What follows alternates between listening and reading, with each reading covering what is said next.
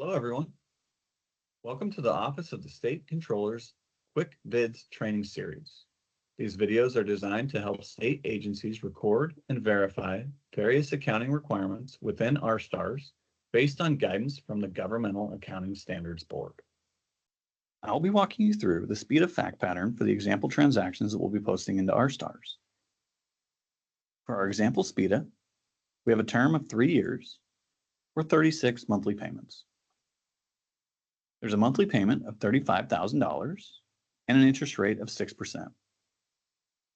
We entered this information into the T-Value software, and you can see the results in the amortization schedule on the right. It gave us a present value of minimum future SBITA payments in the amount of $1,150,485.57. When calculating the SBITA liability, we need to include the items indicated here in the blue box on the top right. In our example, we had received vendor incentives or discounts in the amount of $10,000 that would also need to be included. Therefore, the combined total for the liability would be the $1,140,485.57.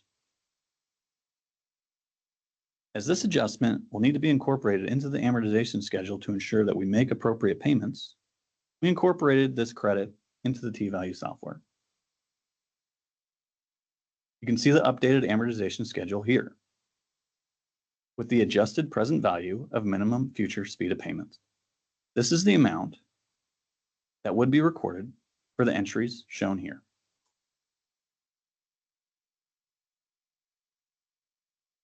Furthermore, there are additional considerations to include when establishing the asset, as seen by the items described in the blue box in the bottom right.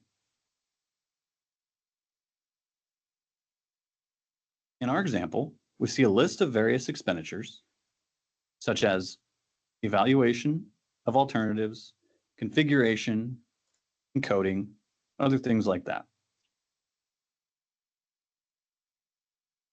This graphic here describes where these expenditures belong when determining whether they are capitalizable or expensed. I've displayed them here by stages 1 through 3.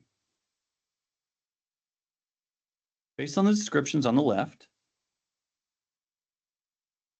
we determined that the yellow items are also capitalizable.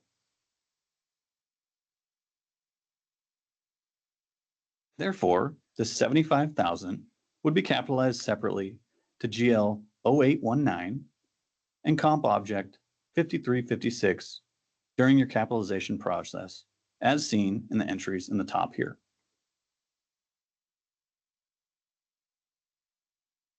It's worth noting that the bottom two items do not have a stage. These items, particularly training, are specified in the standard as always being expensed, since they can occur regularly throughout the SBITA term and before. In the next few videos, we will walk you through the journal entries and how to record them into RSTARS. First, I will be entering the necessary transactions to show the acquisition of the capitalizable initial implementation costs and their capitalization for the subscription-based IT arrangement contract commencement. Secondly, I will enter the necessary transactions for the subscription-based IT arrangements, or the SBITA, at contract commencement. I have already mapped out my entries with the document numbers, T-codes, and accounting elements I will need to use. This information is shown at the right of my screen. First, make sure that you are logged into RSTARS under the correct user class to make the entry.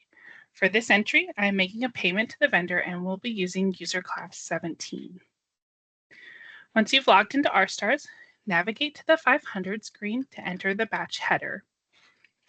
On the 500 screen, enter your agency number. For this example, I will be using agency 107. You can enter a batch date or leave the field blank, and I'm going to leave it blank and allow it to default to today's date. Enter the batch type. I will enter batch type 4 for this transaction. And then Follow your agency's procedures to assign a batch number. I will be using batch number 142. You may enter the expected batch count and batch amount, or you can leave these fields blank. I will enter $1 and $75,000. The batch edit mode is set to 2, and I will leave it there. And then you can enter an effective date, or you can allow it to stay blank and default to today's date. And I'm just going to leave it blank and I'll let it default. At this point, I can press F10 to save the batch header and move to the transaction entry screen. On the 505 screen, my first entry will pay for the expenditure within the governmental fund. First, you just confirm that the effective date is the correct date for the fiscal month you want the transaction to post, and then I need to enter a due date. I will use today's date for that as well. So 01/28/25. And to enter a document number, and so I'm using VP 01/28/25. I'm suffix 001, and then I need to enter my transaction code, which is 222, and then I will enter my PCA, which is 81908, and then I need to enter an agency object, and it is 6356 for this transaction. And I will enter my amount, which is $75,000, and my document amount, which is the same.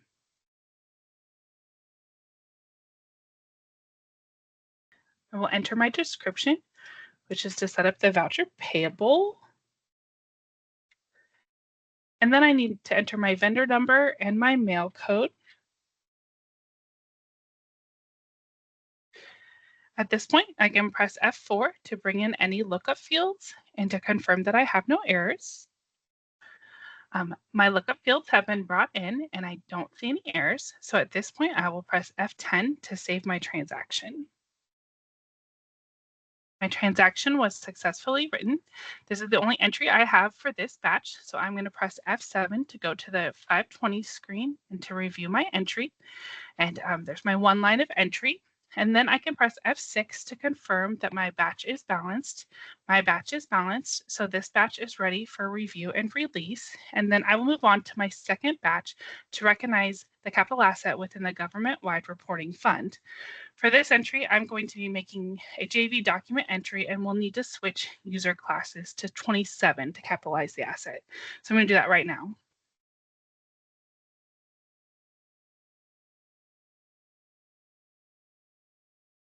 Once I've switched to the right user class, I need to navigate back to the 500 screen to make my entry. On the 500 screen, I will enter my agency number. Agency is 107. Again, enter a batch date or leave it blank.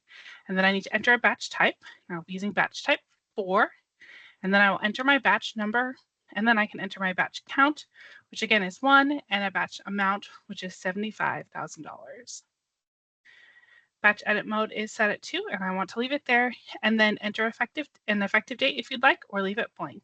I'm going to leave it blank and allow it to default.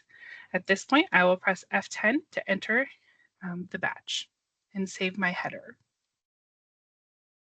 I will be using a JV entry to capitalize the asset and record it within the government-wide reporting fund. My effective date is posted from the batch header, and it determines which fiscal month the transaction should post. I will enter a document number. So this will be JV 01/28/25, suffix 001. And then I need to enter the reference document, which is the VP we entered earlier. So VP 01/28/25, suffix 001. We'll enter the transaction code, which is 545 for this entry. And then I need to enter a PCA, which is 99907. And then I will enter the agency object, 6356. That rolls up to comp object, 5356. And then I will enter the amount, $75,000, and the document amount, which is the same for this entry, $75,000. I'm going to enter my description, which is to capitalize the asset. And then I need to enter an GL. This T code has an open GL. And so I will enter 0819 to record it as a subscription-based IT asset. At this point, I'm going to press F4 to bring in my lookup fields and to confirm that I have no errors. I don't see any errors and the lookup fields are brought in. So at this point, I can press F10 to save my transaction. My transaction was successfully written. I can press F7 to go to the 520 screen and to see my one line of entry. And then I can press F6 to confirm that my batch is balanced. This batch is balanced, so it is ready for review and release. I'm going to navigate back to the 500 screen just by pressing F11 for header entry. On the 500 screen, I'm going to enter my agency number. Again, for this example, I'll use 107. I'm going to leave the batch date blank and just allow it to default to the current date. Enter the batch type. I will enter batch type 4 for this entry. Enter a batch number, and I will enter batch 144. You may enter the expected batch count and batch amount, or you can leave these fields blank. My batch count will be 4, and my batch amount will be $4,561,942.28. The batch edit mode is set to 2, and I'm going to leave it there. And then you could enter a batch header, effective date, or leave this field blank and allow it to default to the current date.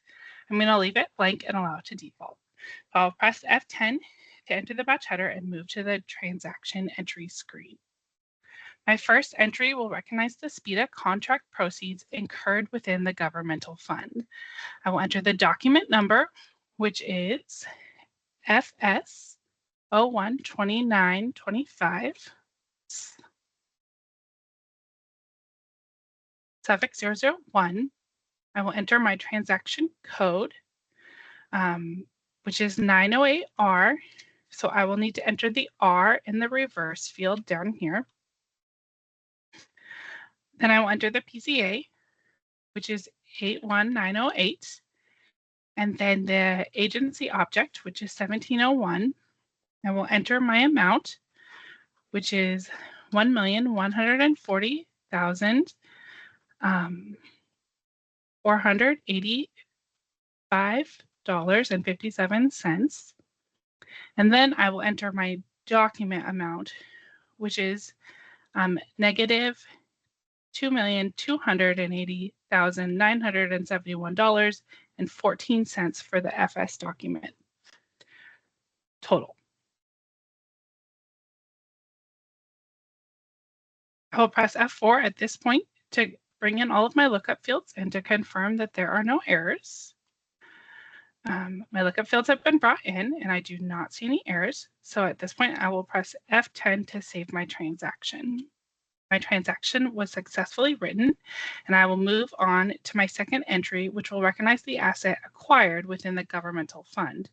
The current document suffix incremented to 002, and many of the fields copied over from my prior entry. I will update the necessary fields for T code 909R. So the 9 there, and the R in the reverse. The correct agency object, which is 6356. And then I will enter the amount, which is $1,140,485.57. At this point, I will press F4 to bring in any lookup fields and see if I have any errors.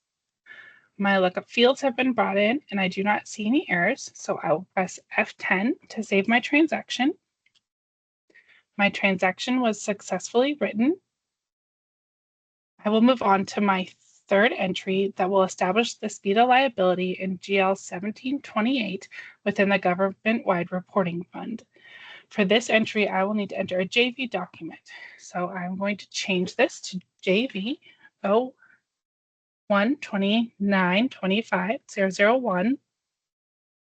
I need to change my T code to 462 and the PCA to 99907. I will update the agency object to 1701. And then I will enter the amount, which is $1,140,000 $2,485.57. The JV document total is $2,280,971.14, but it is positive, so I'm going to get rid of the negative there. T code 462 requires a GL to be input. I will use GL 1728 for this example on the open GL line to record subscription-based IT obligations. At this point, I will press F4 to bring in any lookup fields and to confirm that I have no errors and that my lookup fields have been brought in. I don't see any errors, so I will press F10 to save the transaction. My transaction was successfully written. My fourth and final entry in this batch will establish the SBITA asset in GL 0819 within the government-wide reporting fund. GL 0819 is for subscription-based IT assets. The current document suffix incremented to 002 and many of the fields copied over from my prior entry. I will update the necessary fields for my second entry, T code 545. I will use the correct agency object, which is 6356. And then I will enter the amount $1,140,485.57. And then I will change my OpenGL to 0819. At this point, I will press F4 to bring in any lookup fields. And then I will press F10 to save my transaction. My transaction was successfully written. At this point, I can press F7 to go to the 520 screen and review my 4 lines of entry. And then I can press F6 to confirm that my batch is balanced. My batch is balanced, so it is ready for review and release. And this concludes my entry for the SBITA contract commencement. We have generated the DAFR 6610 and 6620 reports to verify the information was recorded properly. The examples used in these videos were created within the acceptance region. Since OBI does not include the acceptance region, we ordered the DAFR 6610 and 6620 reports. But under normal circumstances, the DAFR 6610 and 6620 reports within the OBI repository will show the same information. These reports are used by your SARS analyst in conjunction with agency disclosures to evaluate if balances and activities are recorded correctly for proper reporting in the ACFR. Therefore, it's important to review either these DAFR reports or OBI queries regularly and during the year-end closing process. Scrolling through the reports briefly, we can verify the information. In the previous portion of our training, we walked you through recording $1,140,485.57 to establish the SBITA within RSTARS at commencement. We see it here in the DAFR 6610 for the government-wide reporting fund and agency object 1701, which rolls up to comptroller object 1701, representing SBITAs incurred. We also see the offsets recorded in Gap Fund 1105 for the same amount in Agency Object 1701 as seen here. In Agency Object 6356, you'll notice this balance of $1,215,485.57. This is the combination of the SBITA liability amount, this $1,140,485.57, and the additional capitalized cost from the initial implementation stage, which was $75,000, that we also recorded in the previous section of this training. These are both appropriate. Turning to the DAFR 6620, we also see the same balances in the government-wide reporting fund in GL 0819 for the SBITA asset and in GL 1728 for non-current SBITA obligations. These are both appropriate. These transactions have been recorded correctly.